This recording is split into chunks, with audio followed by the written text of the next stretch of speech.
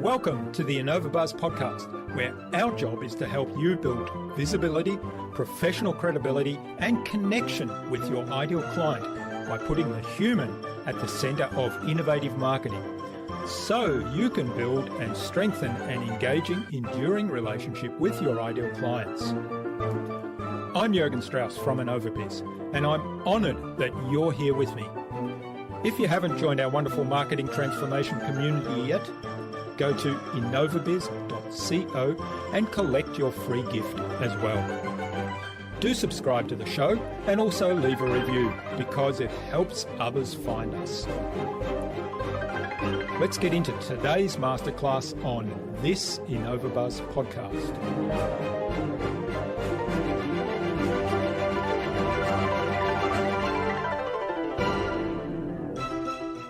Even if you're not looking to hire right now, if you're not scaling, if you're comfortable doing your one person, single entrepreneur, solo entrepreneur, whatever that is, I would highly encourage you to still document the process that you do in and day out.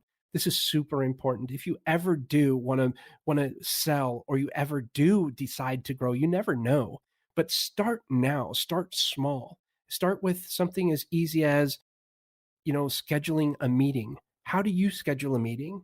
And then record that in a video. You'll be amazed at how much quicker you can transition either to sell your business with the systems in place or hire somebody more effectively with a reduced learning curve if you start doing that, because it's really hard.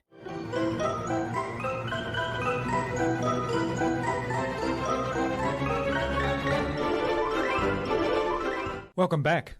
I hope you've had an awesome week so far. If you haven't yet listened to my recent conversations with Sean Shepherd of GrowthX and with Karan Nijavan of Jube, then check them out after you've listened to today's conversation. I'm really excited to have on the InnovaBuzz podcast as my guest today, Jaime Jay, who's the Managing Director and founder of Bottleneck Virtual Assistants. The organisation offers professional growth opportunities for ambitious leaders by creating an efficient and systematic approach to identify, hire, and cultivate team members who focus on specific roles and responsibilities. Jaime also hosts the Culture Eats Strategy podcast, and he's a very prolific live videocaster with several episodes of his videocasts each week. In our discussion today, Jaime talked to me about building a culture of empowerment in your organisation. We talked about how to learn the biggest pain in your own marketplace. And we agreed essentially on the importance of documenting your processes. Without further ado, then let's fly into the hive and get the buzz from Jaime Jay.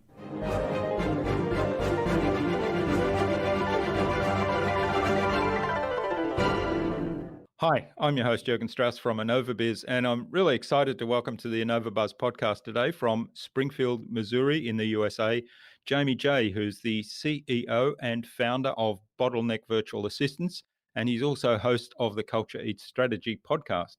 Welcome to the InnovaBuzz podcast, Jaime. It's a real privilege to have you as my guest. Jürgen, thank you so much. I've been really pumped for this. Appreciate it. Thank you. David Schreiner-Kahn, who was our guest on episode 276 of the InnovaBuzz podcast, suggested that we have a conversation with you, and he introduced us. So big hello to David. Yeah, David's awesome. I love that guy. Yeah, and we had a great conversation about all things podcasting and promoting podcasts and growing podcasts. Yeah, and I was on his show also about the what's his show Going called? solo or smashing the Going platform? Solo. That's the one. Yeah, Going Solo. Talking about my corporate experience and how I transitioned into the real world. And I know you've got a story like that too. Now we were just comparing notes before we started recording, and we both started our podcasts at around about the similar time, just about 6 years ago. So I think you got a month on me. I think I was September 13th, if memory serves me correctly. And you were August 14th. So yeah, you got a month on me. All All right. Now, you're doing a lot of interesting things today with the podcast and with the whole philosophy around culture, its strategy, and of course your business Bottleneck Virtual Assistants. So before we dig into some of those topics, give us a bit of a whistle-stop tour of your background and how you got to where you are today. Again, thank you so much, Jürgen. I'm really excited to be here, and thank you so much for having me on. Yeah, I guess it all starts probably around 2006. I was in corporate America for about 12 years. It took me about 11 years to figure out how to leave corporate America, and ironically enough, I ended up leaving to start my own company, which at the time in 2006 was an SEO firm that I started, and my first client was my corporation that I worked for. So it was a nice little transition out, and I never looked back. I've had massive challenges during the time, gone through the 2008 crisis. Here we are in another crisis. And one of the things that I made sure to do when 2008 hit, because I did lose a business, I didn't save my money. I was very irresponsible. I learned a lot from that. And I said, okay, things are going to change. I am now going to create the next venture I go on. I'm going to create something that's going to be as recession proof as possible, very systems oriented. I'm a very systems, a huge process driven fella. And I wanted to make sure that whatever I did, I approached in such a way that I will never take for granted the position that I'm in. And I want to be able to not only make it through myself, but help my clients make it through as well. And one of the biggest things that I noticed, there's two of them. Number one, when we hit a crisis, first thing to go, marketing and advertising budgets. Most people just stop, which I actually like double down on. The other thing that I realized was they lay staff off. So now people are no longer able to work or their hours are reduced, things like that. And so I said, whatever I do, I want to be in a position to where I can help alleviate both of those challenges. And through my SEO, my web development times, I didn't get enough contact to really build relationships because I would do a job in the project and then I was done. In a mastermind group, I had always had a virtual assistant since 2006. I like to refer to them, and by the way, we're the world's first dedicated distant assistant company. So I refer to them as DAs or distant assistants. I was told by my peers in the mastermind, I should start a business. And that's exactly what I did. And this allowed me not only to be able to help out my clients and give them lower overhead, lower costs, but actually help them train and hire and position themselves in such a way that should a crisis hit or a time of financial destitute, whatever you want to call it, comes around, which inevitably in every life cycle of business happens from time to time. I wanted to put my clients in the best position possible to jump over those hurdles and get through that. And I'm really proud to say that even though we got hit with COVID pretty good, a lot of our clients were able to keep status quo and keep going with regards to their low overhead. And it didn't really hurt them as much as the traditional means would have been as far as hiring.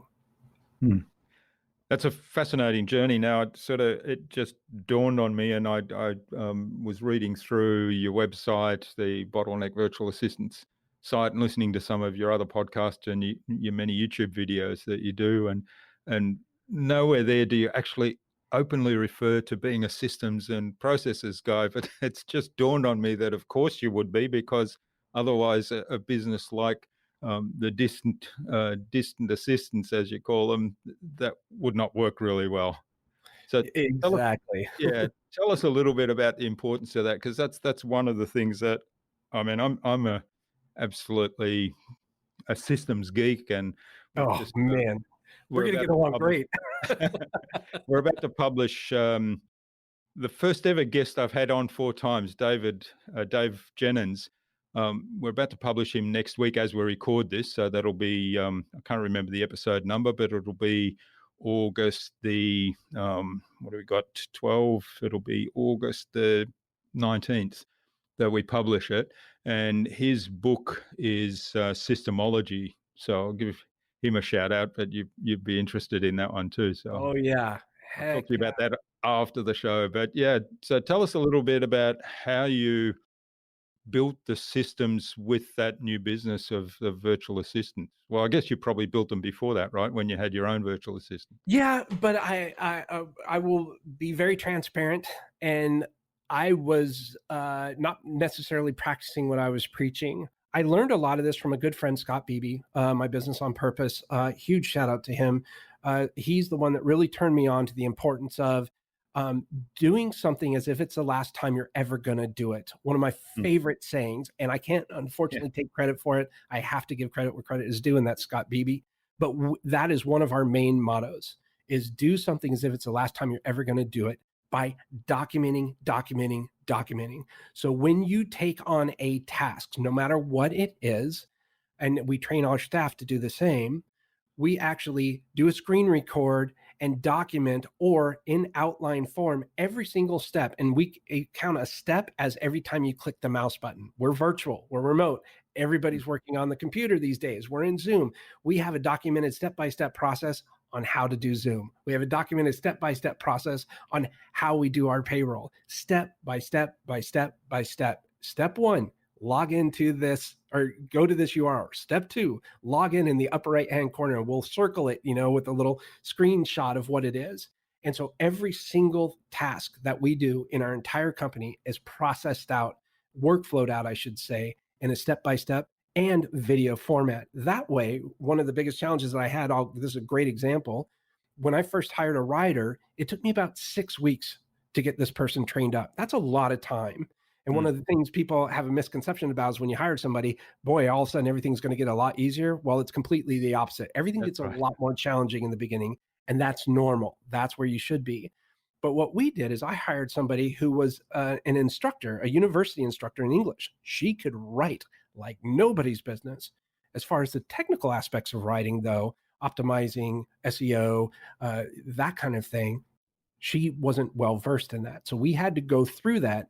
And I had some experience in SEO and web development and blogging and stuff like that. So what we did is over that 6 weeks time period, not only did she learn how to do everything, but everything was systemized out, or workflow processed out, work in workflows.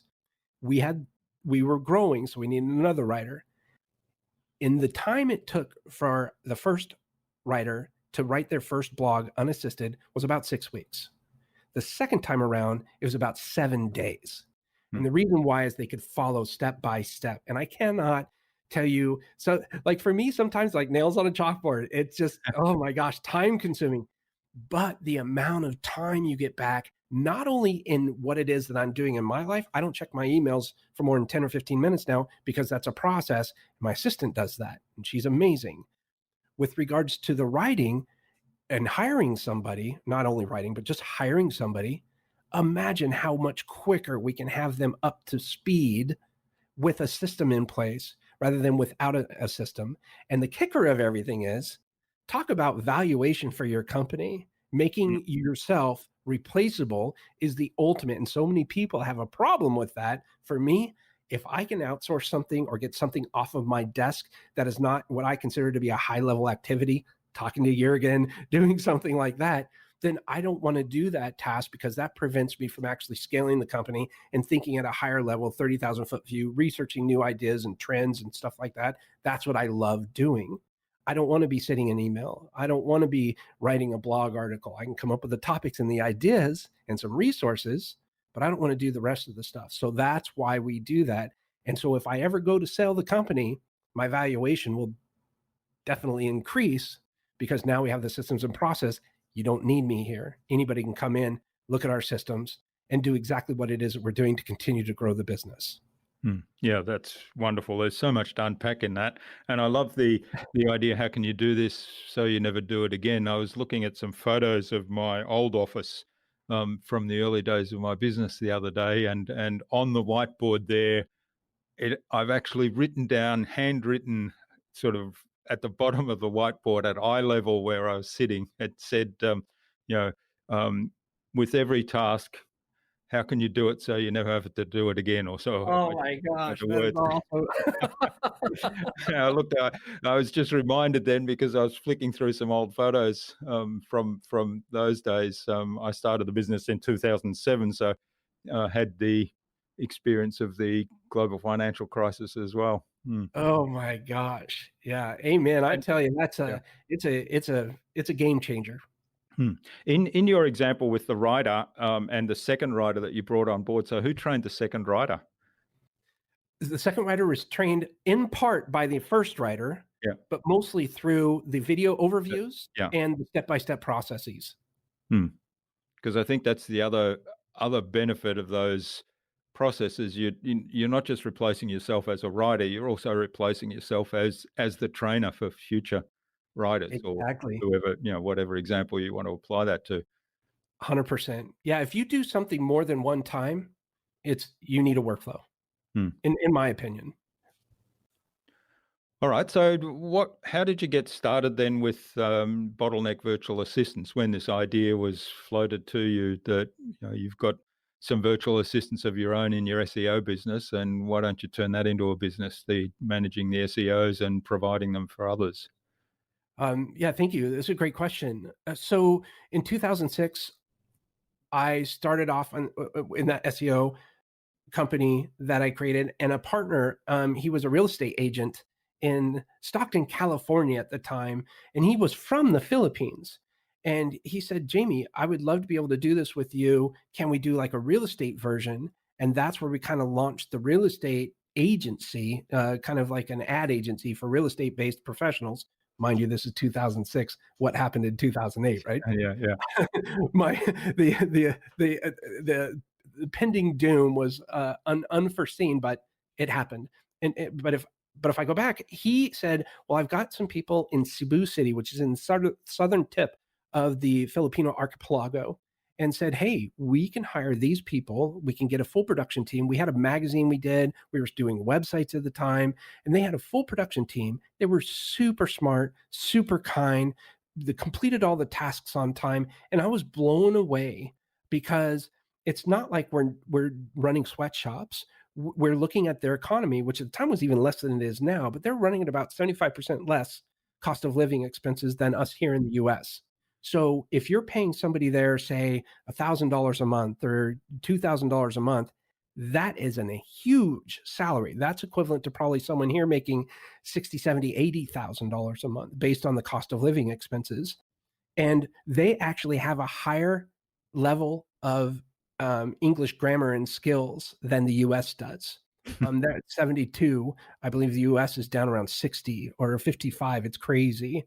I forgot the exact numbers, but they're fantastic. And so I absolutely loved working with them. They're so kind. They're so thoughtful. They always want to do good.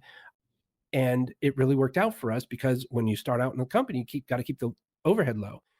Fast forward about 10 years or so, I was part of a mastermind group, and everybody kept asking me, I want to get an assistant. How do I get an assistant? Oh, just go here and talk to this person. And then somebody said, Jamie, you got to turn this into a business. Although a lot of people would like to have their own assistant, and leverage their time and quality of life come back and all that kind of stuff. And I said, okay, I'll give it a shot. And it took off just like gangbusters. And I never looked back. Now we've, as you know, workflows, processes are living, breathing entities within your business. So you have to continue to update them and manage them. And as you grow, you identify different friction points, so you make the tweaks. But that's kind of how we got started. Great. So do you have people working from home or working in an office? 100% remote. And they're in their second wave as of the date of this recording. If you're going to be listening to this at a different time, experiencing COVID right now in the Philippines, they're on their second wave lockdown. And it's not as major as the first time around, but it's pretty heavy duty. And many of what they call BPOs or business process outsourcing or virtual assistants that they have that are in offices there have been told to go home and work from home. So with that, you can imagine all the challenges and stuff that's come of that. But one of the benefits is being on the other side of this thing, we already kind of have a workflow and process for security, for VPNs, for hardwiring the computer in, making sure that there's a whole process. And every single one of our candidates, they do in paragraphical form, write out what their backup plan is. They're in an island after all. They're on an island. If the power goes out, what do? Do they have an uninterrupted power supply, a UPS they call it? Are they hardwired in? What if they drop their computer and it breaks? Do they have a backup computer? In what industry can they actually go to a coffee shop? And are they going to go on a public Wi-Fi? Like we have all this list of stuff that they can do to be secure. And so, yeah, most of them are working from home. I should say all of them are working from home. And it wasn't until COVID that many of these other organizations had to transition their entire workforce to work from home. Yeah. Well, we have a team in the Philippines. We have them located in Manila in an office with a BPO structure, Yep. and that gives us a lot of flexibility. But of course, they've been working from home since probably about March 20th. Early March. Yeah, Yeah. early March, I recall. And so now, fortunately, my podcast editor, and she will love you for all the things you've said so far when she hears this. My heart was getting warm as you were talking about all the benefits of working with the people in the Philippines and their qualities, and I thought, well, she'll love this. She unfortunately fractured her leg last year and had to have a surgery and everything, so that all went quite well, but she was obviously off her feet for 3 months, I think. And she said, well, I can still work, but obviously I can't commute to the office. So we actually organized for her to work from home during that time. And we set up all the systems and processes to do the work from home part. Now, I had a team working from home in the early days of my business, and that didn't work out for me for some of the reasons you talked about, the security stuff and power failures and internet failures and so on. So I thought this is easier. But with her going through that experience, we had everything set up. So when COVID came along and they said, oh, everybody has to work from home now, we said, okay, well, we just turn the switch. That's easy. Yeah, that's fantastic. Good for you. I mean, that speaks volumes to the way that you're set up and the way that your business is set up. It's a huge endeavor because the status quo was not. We deal a lot with HIPAA compliancy. We have a medical division as well. HIPAA compliancy, yeah, you have to go in. You have to check you're not bringing your phones in. You have to go through a security gate in many of the offices there, and then it's really tight security. So now HIPAA, at least in the U.S., they've administered all these different regulations. They've even relaxed the HIPAA laws due to this transitional phase in time, but we have to go through an entire new HIPAA compliancy regulation specifically for remote-based teams. And so it's been a challenge. I mean, it's 16 weeks of new HIPAA, that we're going through. And all of our DAs, distant assistants, are working from home, meanwhile maintaining HIPAA compliancy according to the latest HIPAA compliancy rules and regulations. So there's a bunch of different things. They can't let their kid get on the computer. They have to sign off on it. Now, can you say 100% that this is going to happen all the time? Of course not. You're dealing with the human element. However, the better you have your system set up and the more training you provide early on, the more likely the people are, based on a set of criteria that we've administered, the more likely or unlikely they are to kind of not know that maybe they're doing a violation, a HIPAA violation, or some kind of security violation. You are not going to take and do medical billing or dental billing and go to the local coffee shop on a public Wi-Fi with access to all these people's information. That's a huge no-no. So how do we eradicate that? Education. It's a big deal. All right. Well, that kind of is a nice transition into the question of culture, and I know that's a big thing for you. What I'm curious about in particular, given that you've got people that are working from home and not just remote from the business they're working with, but they're remote from colleagues, they're remote from other people in their own team. So how do you overcome that remoteness and build a really strong culture within those teams? This is a fantastic question. I love this because there's two schools of thought, in my opinion, on culture. There's either good culture, there's bad culture, there's mediocre culture, but there's two rules of schools of thought, in my opinion. There's the opinion that they have to be around from the social aspect to build culture. The work nights out, or the bowling trips, or the bean bags and beer. That's not what culture is about, in my opinion. Then the second school of thought is empowerment. That is not location biased at all. So what we do is everybody on the team, we have very structured meetings. We follow a very structured meeting agenda. And in this meeting agenda, every week, a new person on the team leads that meeting. So everybody feels empowered. Plus, every single person that is in our team or works with Bottleneck, while they're given a basic overview of what their job role and responsibilities are, when they come on board, they write their job roles and responsibilities and present that to us. Of course, we go over it and we make some suggestions and tweaks and things like that. But that's empowering to them because now we know what they want to do. They have a clear understanding of what their job roles are. Plus, this is what they signed up for. This is what they want to do. The third part is making their own decisions. Every single person on the team does not have to run everything through me or everything through their department head. They can make their own decision. Now, if it's wrong, it's not going to bankrupt the company, but let's find out what happened, why that decision was made, and let's make the changes so that that doesn't happen again.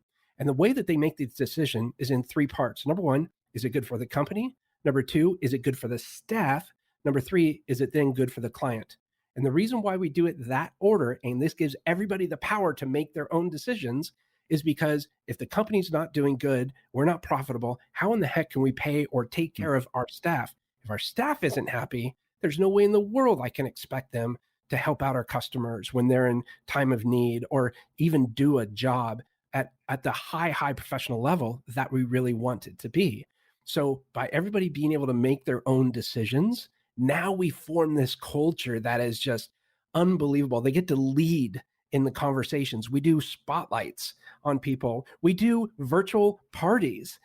We did karaoke before. We've done all kinds of cool stuff. We're coming out with a new commercial spot by my good friend, Mark Hafner. He was an Emmy Award-winning audio producer. He wrote a song for us. We're doing like all kinds of cool stuff, with Zoom and us popping in and us saying hi and waving all to this music. And stuff like this is where I think culture is the epitome of a good, strong culture from a diverse group, because we don't have that social aspect, which is still really important. We're human beings. We're social beings.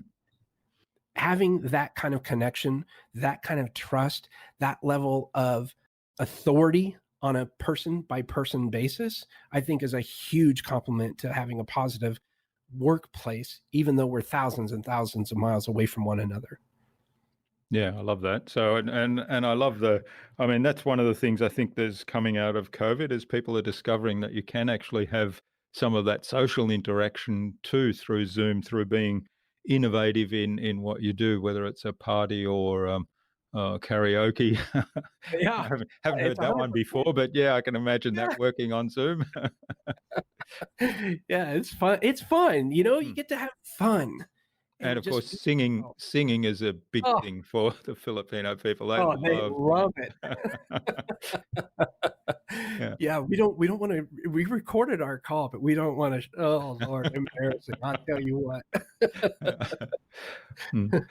Okay, now one of the questions I did have was around so the customers of Bottleneck Virtual Assistants who, let's say I become a customer and I've got a team there. Is it a dedicated team for me? And how do you manage, or how do you get involved as Bottleneck Virtual Assistants, the business?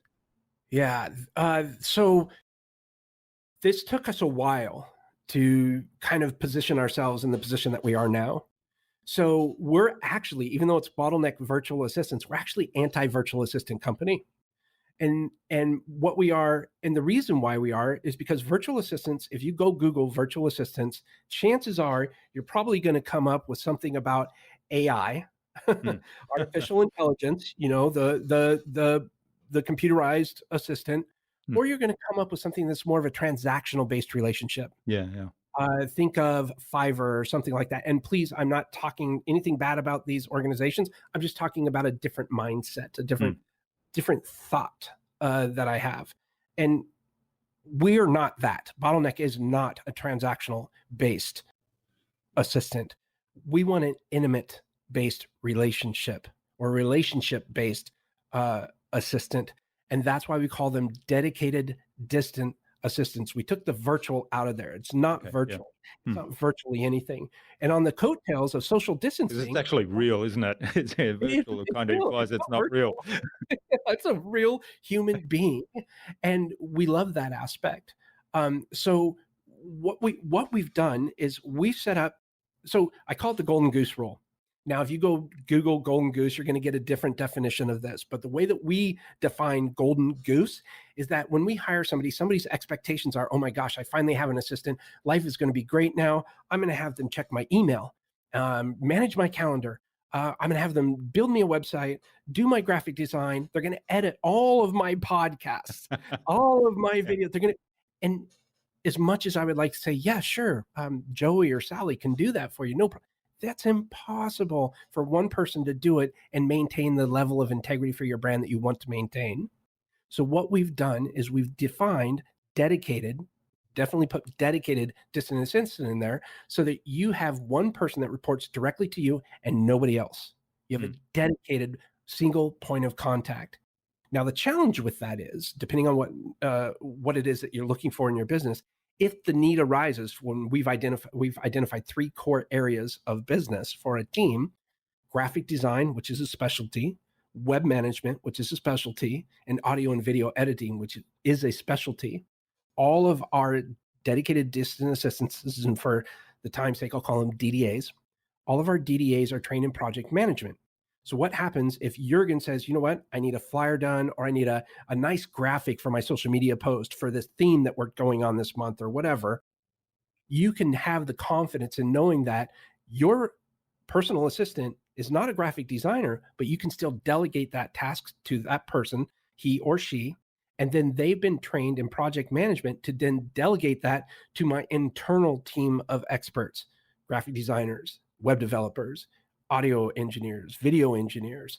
And you can actually have that go to your assistant. They'll manage the entire process. You don't have to worry about it. And you only talk with one person. You're not going out and finding graphic designers, web developers, and all these other people. And then what will happen is when that project or task is completed, it goes back to your personal assistant. Your personal assistant now acts as quality control. And she makes sure all the I's are dotted, T's are crossed, and of course, maintains the brand integrity in which you value so highly. And then and only then will your assistant present that finished or completed task to you for your approval and or edits. And then it goes back with any edits, things like that. But can you imagine the amount of time that saves you? And you don't have to find that golden goose, that Superman or Wonder Woman. You don't have to do that. You found one competent person that you're going to build the relationship and trust with. And that's the huge difference that we believe a dedicated distant assistant has over the traditional transactional based virtual assistant. Yeah, I like that. That's so that essentially there's a network there behind your personal assistant. If you've got somebody that might be specialized in a particular area, but you want stuff done outside of that, then there's a network of a pool of talent, if you like, of specialists in different areas that they can call on. Yes, 100%. And it still gives you, like, if you need a specialty focus, maybe on social media, or you need somebody to do some books for you or something like that, these are all parts that you can say, hey, I want somebody that's going to be my assistant. Maybe they book my travel when travel comes back around. Maybe they're going to answer my phone calls, and give somebody an 800 number. They answer your phone calls and they direct the numbers. Maybe they manage your calendar. Maybe they do all of these things and do them very well. But now they have the additional capabilities of going into those specialty areas that a lot of people don't have in one person, or a lot of the skills one person doesn't have. Yeah, I love it. And so that person then, even though they work for your customer, the business, they're still part of your organization as well in terms of the involvement and feeling part of a bigger thing. So if they're on their own working for their business, they're still part of that bigger organization. I'm so glad you brought this up. Yes. But if I can elaborate, I love elaborating. I'm sorry. I get to talking. The beautiful part about this is they have a family, and I feel like we're all a part of a family. Every single month, since COVID started, every 2 weeks we've been meeting with the entire staff, not just my internal team, but all of the external service members, DDAs that work with my clients. And our clients can think of us kind of like a virtual HR company, or a remote-based HR company. We're there to help with all of the things that aren't as comfortable. Maybe there's disciplinary issues. Maybe there's financial issues. Any finances, they never have to talk with our assistants about at all. We handle all of that. If they want to give raises, they go through us. They never go through the assistants. The assistants report. We have check-in policy procedures. They check in first of the day before they go to lunch. They let them know they're going to leave. After they get back from lunch, they say, hey, I'm back from lunch. 15 minutes prior to the end of the day, they say, hey, I got 15 minutes prior to the end of my shift today. Here's everything that I've completed. Is there anything else you need me to do today? Yes, no. Okay, it's the end of my shift. Thanks. I'll see you in the morning. So we're very structured in that, and a very family-oriented business. Now, if a VA or DA has an issue with one of our clients, there is a process that they go through on our recruitment side, and we handle that, and we make sure it goes both ways. So if there's difficulty on the assistant side, we're going to go right to that client and say, hey, what the heck's going on? Yeah. It goes both ways there, and we felt that the assistant, and the other benefit of that is if they don't know how to do something, it's a pretty good chance that someone else in our organization knows how to do that. So they have a great network of inner circle, friends, family. It's so neat to see multiple assistants hanging out with each other, and taking pictures and having fun. So it really is a family-based oriented business, in my opinion. Have you ever had an in-person get-together where you've gone to the Philippines and brought them all together? It was going to happen already, COVID. So we are looking to do it, hopefully at the beginning of next year. And we're bringing everybody together. They're bringing their families. We're going to do a weekend of it. We're all going to go have a blast. We're going to sing songs. We're going to give awards. We're going to have so much fun. Yeah. Yeah. Sounds like fun. Yeah. It's crazy. I have a developer that's been with me 6 years. We've never met. We've never met in person, but we know so much about each other. It's just insane how small our world has become with the inception of technology. It's brilliant. All right. Well, this is fascinating, but I did actually want to touch on podcasting and live streaming. It seems that you're focusing more on live streaming these days, because I think it looks like the last podcast episode was in March. So tell us a little bit about, is that a transition or have you just sort of focused on live streaming and paused the podcast for now? Yeah, we paused the podcast for now. And the decision was a difficult one. And as much as I love culture, it was taking me too far away from the goals in the business for Bottleneck. And I wanted to kind of bring that back. I still wanted the medium. I absolutely love podcasting. Thank you for podcasting. It's allowed to build our business, enjoy my life so much more. The unbelievable people we've met, the business that we've been able to do, the everything. I think I can contribute probably 80% of that to podcasting. Absolutely love it. The challenge with it is the amount of work that takes after an episode is recorded is immense. Think of the editing, the writing, the publishing, the marketing. All of that takes a lot of time and it's a lot of money. Instead of taking that as an expense column in our business, we've now turned that into a profitable area, because now I can leverage our integrated services program, ISP, one of those core 3 groups is audio editing and video editing. So now what I've done is instead of paying for that, Hmm. because I made the transition over to live streaming where it's published automatically, I now have an income source. And so that was a big game changer for me. The other thing that I really like about the live streaming is the interaction.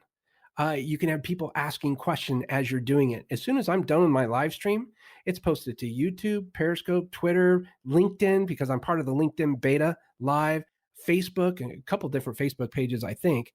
But it's all done. It's all out there, and it's just amazing how fast that happens. Meanwhile, I have the audio and video editors actually doing productive income based work for us now.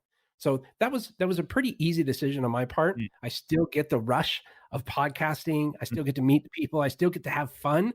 And now I get to introduce crowds and interactions and questions. And it's just really neat. It's just a new kind of, I don't know, it's kind of like radio or something. I don't know. It's a lot of fun. Yeah, yeah. So how often do you do the live stream? Seems to be a lot. Yeah, we do it every Tuesday and Thursday Central Time, 2 p.m. We have some amazing guests on there. We just had Neil Sahota, who is the United Nations AI advisor. Mm. He was part of the IBM Watson team and talking all about artificial intelligence and the good of it, because I kind of challenged him on it. Yeah, I yeah, had I got some that. negative things on there, and he was really cool. It's just little cool relationships like that we get to build. Every once in a while, I'll throw in an oddball. And then my wonderful, brilliant wife, Sarah, love her to death. She's my business partner here. We have every Friday a live that is an extension of Live with Bottleneck, but we do a week in review. And together we sit down and we talk about what happened that week, the challenges we had, and how we overcame them. And we started that because of feedback that we were getting. A lot of people wanted to hear about that. So we started kind of a special edition of Live with Bottleneck. So and we get to spend time together. So it's a good win.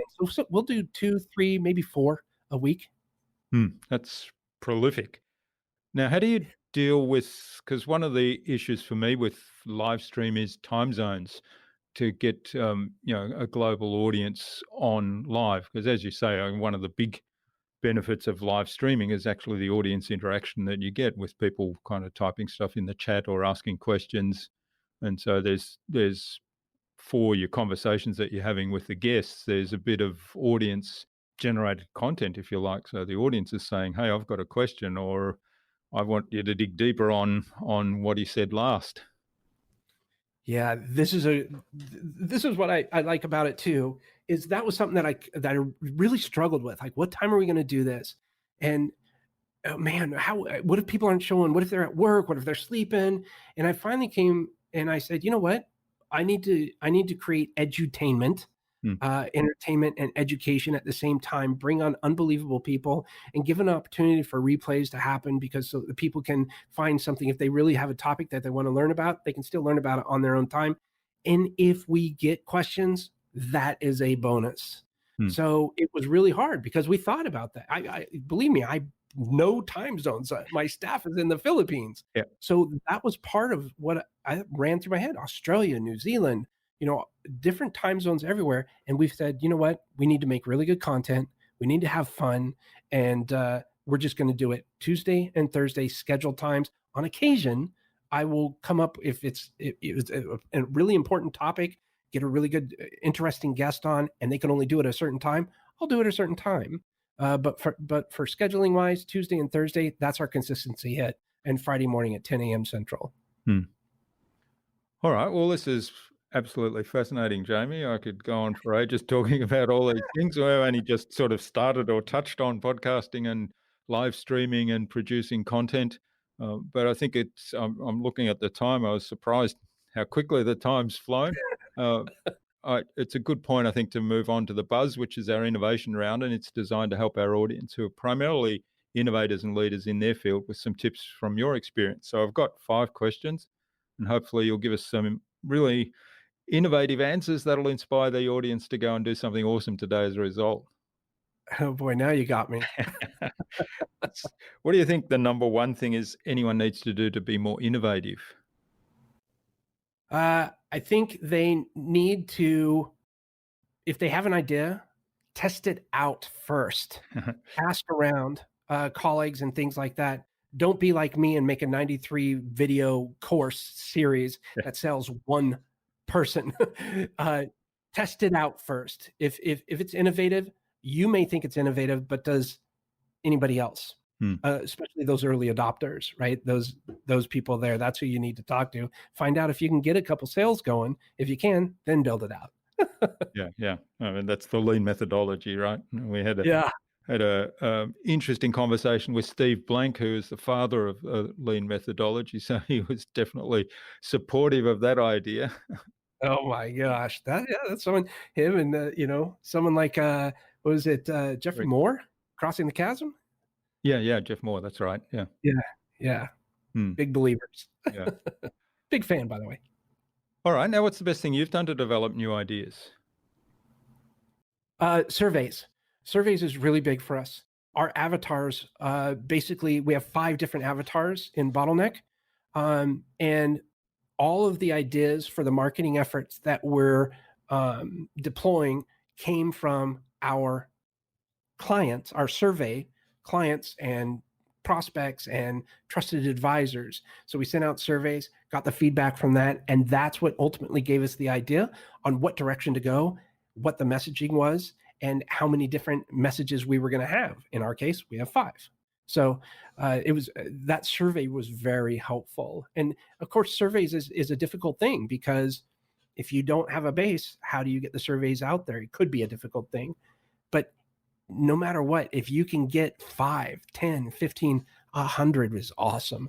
If you can get feedback from 5 or 10 surveys, that is going to be your ideas, because you're listening to pain points. If you listen long enough, it's going to give you your answers on how best to move forward with innovation. Yeah, it's fascinating. Did you follow up those surveys with in-person conversations to dig deeper? 100% of them. 100% of them. All of them? Yep. Yeah. All of them. Yeah. Yep. Anybody, and we even, one little side note is, I'm very vulnerable, very transparent, very, I told you I wear my heart on my sleeve. I don't care if someone is going to attack me. I take it as constructive criticism. Yes, thank you very much. I appreciate that. What I did was I reached out, and these surveys, it was kind of a humbling experience. We found out a lot of really good things that we did. We also found out where we were dropping the ball big time. And I was clueless to this. So I wrote an email out to my entire email list, and the subject was, "I'm so embarrassed." We got a 55% open rate. And what we did was I listed out everything on the surveys that was bad. Like, that was crazy. I thought, should I do that? And I remember hitting that send button going, oh my God, what did I just do? What did I just do? I put out there, we were dropping the ball here. We weren't training enough here. We didn't respond fast enough here, or whatever it was. But before I sent that, we had a meeting, the team, and we reviewed all of the surveys, focused a lot on the negative or the constructive, and said, what are we going to do about this? And we addressed every single negative item or constructive criticism, and we came up with an opportunity to improve upon that.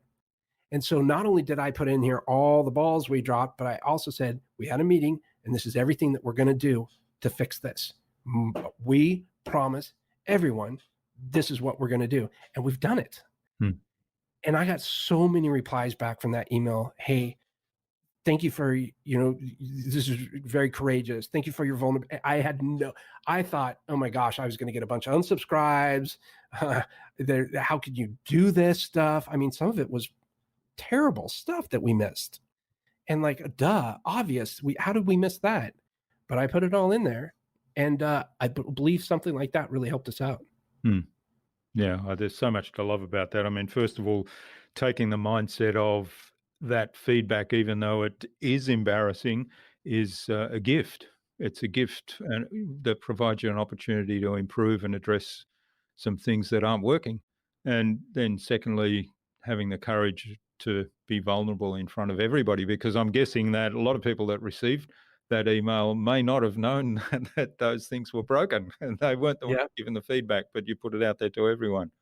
So yeah, And speaking of innovation, if you're not scared or uncomfortable, you're not innovating, yeah, in my opinion. Now, that's my opinion. mm, But seriously, if you're very comfortable with what's going on, that's not very innovative. that's right. You don't know what's happening on the other side.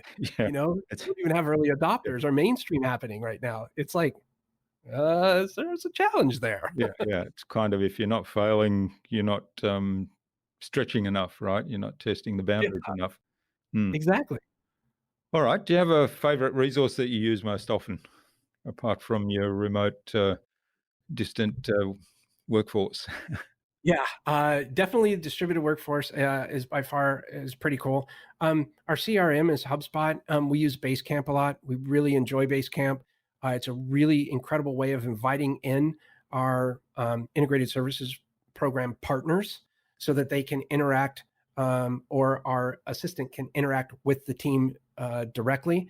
And that's what we train on. We just absolutely love it.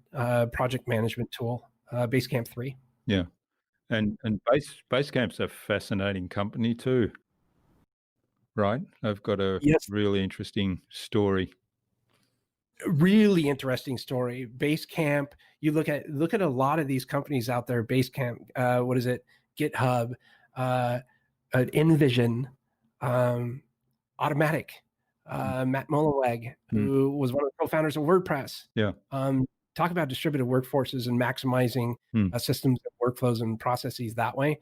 Insane. mm. All right. Now, what's the best way to keep a project on track? This is a great one. Uh, Setting expectations and following up on those expectations.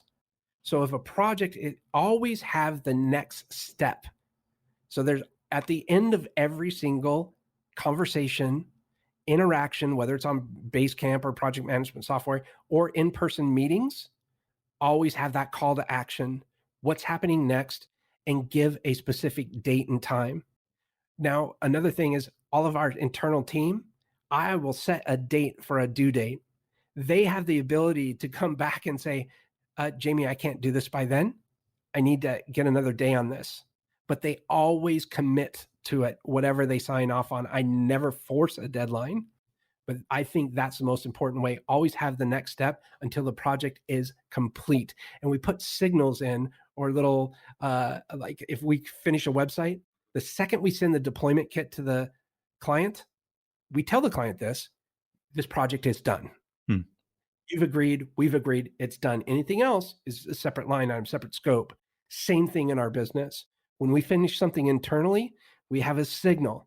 When that signal happens, that project is done. Until that signal goes off, you need to have something else to do. If you don't, reach out and say, hey, I've finished with this. What's next? Hmm. If that signal does not happen, you're always asking what's next if you finished it. Mm. Yeah, I love that. The signal, the end signal. Yep. Hmm. All right. And what's the number one thing anyone can do to differentiate themselves? Oh, this is great. The number one thing that you can do to differentiate yourself is basically listen to what the market is telling you and be able to deliver upon their biggest pain point. For us, one of the challenges for us was that one assistant couldn't be everything to everyone. So that's how we came up with the integrated services program. And to date, I don't know of any other organization in our space, which is about a $16 billion industry, that does the integrated services program like we do. And the other problem that we had was nobody knew really how to hire. According to Glassdoor, it costs $4,129 in the US to hire somebody and up to 9 months' salary to fire somebody. If you're not spending the time educating yourself on how to hire somebody effectively, you're going to drop the ball there. So what did we do? We came up with an entire client onboarding portal that all of our clients go through absolutely free, no cost to them, with every single step that they can do to prepare to hire somebody effectively. Now granted, I've hired over 1,000 people. I kind of have some practice and some Hmm. background in this, and so does our team. So we all got together, created step-by-step videos with written overviews on what they can do to get started. Step 1, delegation roadmap. Step 2, meeting agenda, or I'm sorry, job roles and responsibilities. And step 3 is a meeting agenda. and we go into detail how to use our templates and get that done so you can hire efficiently. So I say this because it's a good example on how we differentiate ourselves. We're not better. I'll never say we're better, but we're very different because we're not transactional based, we're relationship based. Yeah, I love it. So you've essentially said we're going to take a position that's outside the mainstream, and we're going to do it because it's consistent with our values, our culture, our why, and also it addresses a big pain point. Yeah, you just said it a lot better than I did. Oh my I goodness. listened and summarized. Okay, now Oh. this has been absolutely fabulous, Jamie. Now, where can people find out more about Bottleneck Virtual Assistants and about you and your shows, and maybe even reach out and get involved and say thank you for what you've shared with us today? Jürgen, I take my hat off to you. Thank you so much for honoring me by inviting me on your platform. It's pretty straightforward. You can go to bottleneck.online or just search Bottleneck Virtual Assistants. The nice thing about the Bottleneck searching is you'll see a lot of third-party resources that have taken the time to suggest the ability that we're able to follow through on what we say. So it's not only us praising ourselves, which we must do, everybody must do, but it's a lot better to see these third party resources. And the thing I might leave you with on this one too, if you're at all overwhelmed, you're missing deadlines, your quality of life is driving down, you're stressed out, you don't really know what to do, you don't know how to delegate, start doing some research and learn about this whole world of what a distributed workforce may be able to do for you, and Google it. Look at all the other companies out there because there may be a company that's a better fit than Bottleneck. We're not a fit for everybody, but go out there and do the research. You will come back with so much more ammunition or information. And then at that point, if you want to follow through and talk with one of our representatives, set up an inquiry. It's a free consultation, but you'll come better armed. So you'll be able to be better equipped to ask questions. It's really important that you do the research on this because you need to be doing this. Is one of the most important things you'll ever do. One of the most expensive things could be one of the most expensive things is mishiring. Yeah. Yes, and speaking from experience, I had a couple of experiences in the early days of when I was managing everything myself. When I say managing everything myself, I was hiring independently single remote workers in the Philippines and throwing them together as a team, and they're all in different locations. I didn't have the systems set up as you have in terms of what's the expectation in culture and what's the expectation in reaching out to one another and so on. And I had a great core team, but we really struggled. We were trying to bring on board a couple of specialty roles, and we really struggled there. And we had people come on and then they'd vanish, and then we had people come on and mess things up, and the core team would have to clean up after them, and it really was a disaster. So yes, do some research first. Get involved in training like Jamie provides in terms of how to hire and so on. So we learned that the hard way. It would have been helpful to have something in place that taught us that much more quickly than how we've ended up learning it, and then explore the options. Yeah, I agree. If there's one little piece of advice that I may offer to anybody, even if you're not looking to hire right now, if you're not scaling, if you're comfortable doing your one person, single entrepreneur, solo entrepreneur, whatever that is, I would highly encourage you to still document the process that you do in and day out. This is super important. If you ever do want to sell, or you ever do decide to grow, you never know. But start now. Start small. Start with something as easy as scheduling a meeting. How do you schedule a meeting? And then record that in a video. You'll be amazed at how much quicker you can transition either to sell your business with the systems in place or hire somebody more effectively with a reduced learning curve if you start doing that, because it's really hard. Jürgen, I can't get into your head, but I can definitely read a step-by-step guide on how you want me to participate in this podcast. And you made it so easy for me. It was very impressive, by the way. A third grader could have joined you during this because you were so detailed in the approach, and I knew exactly what to expect when I got here. So I say thank you for that. And that's all systems based. Oh, thanks. That is one of the ones we think we've got nailed reasonably well, and we're always tinkering with it. So it's never complete. It's always being improved upon. All right. Well, is that the parting advice you'd like to leave our listener with today? Yeah. I kind of jumped the question. I thought I've written it down in that column. So. Great. Yes. Document your systems, regardless of whether you're ready to bring on board staff in whatever capacity. Documenting the systems. I guess I'm a person for making lists because I like to get this stuff out of my mind. And also, I do things, and if I come back and do it the second time and have to look it up again, and I spend another 10 minutes or so doing a Google search or whatever it might be to find out, well, how do you do that again? I really get angry with myself and say, why didn't I put that into my documented system? Because I've got one place where everything's documented, and if it's there, then it will take me a second to find the checklist. If I know what I'm doing, I just use the checklist. If I'm not familiar with the task, I'll go to the detailed instructions. But yes, that's magical advice. Yeah, one of the healthiest things you can do is a brain dump.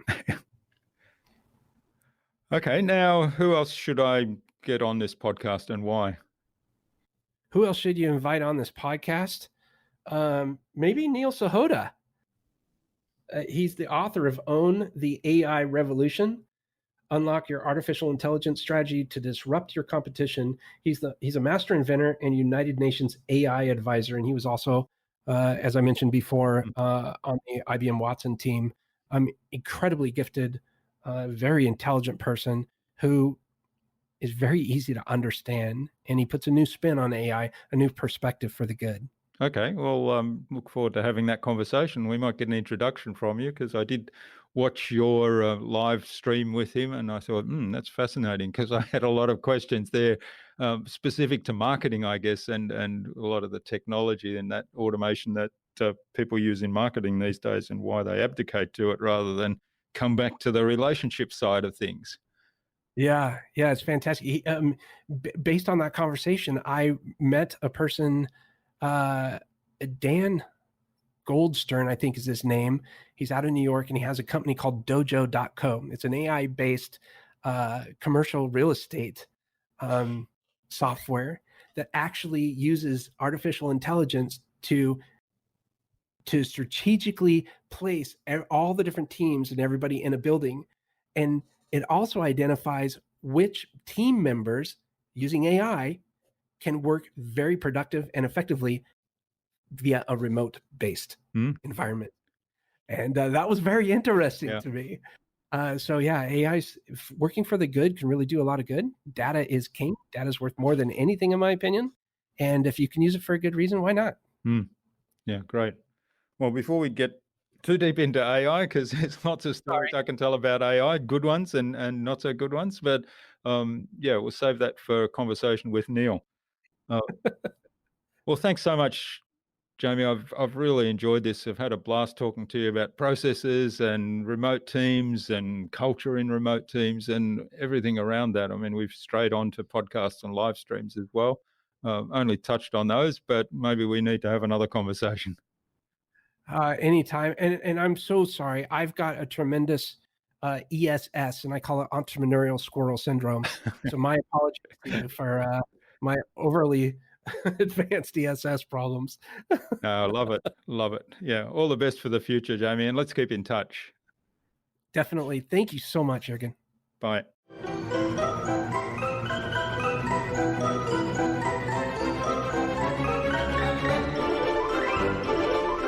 I hope you enjoyed that insightful and engaging conversation with Jamie and took something away from his episode. I particularly like his idea of having an end signal for tasks or projects, sort of like milestones, but with a clear signal that needs to be triggered before the task can be called complete. I'd love to know what you took away from Jamie's episode. leave a comment below the blog post, which you can find at innovabiz.co/Jaime Jay. That is JAIMEJAY, all lowercase, or one word, innovabiz.co/Jaime Jay. You'll also find some contact information there for getting in touch with Jaime, as well as links to the Bottleneck Virtual Assistants website, the Culture Eats Strategy podcast, the Bottleneck Virtual Assistants YouTube channel, his social media pages, and the other resources we spoke about in our conversation today. Jaime suggested that we have a conversation with Neil Sahota, author of Own the AI Revolution, on a future InnovaBuzz podcast episode. So Neil, keep an eye on your inbox for an invitation from us to the InnovaBuzz podcast, courtesy of Jaime Jay. Tune in again to the next episodes of the InnovaBuzz podcast, where we've got more fantastic guests lined up, including Jonathan Green of Serve No Master and psychologist and executive coach Richard Orbe Austin. Thanks for listening to this episode. Make sure you subscribe to the show to be reminded of new episodes. It's free to subscribe. Leave a review if you like. Even if you don't like me, I'm okay with that. I'm asking you to leave a review because it helps other people find this show. Go to innovabiz.co to join our marketing transformation community and access a free gift my team and I made for you. It's the Marketing Master Mini Class. We want to give you everything you need to transform your marketing into a human-centered, relationship-focused growth engine. Until next time, I'm Jürgen Strauss from InnovaBiz. Remember, be awesome and keep innovating.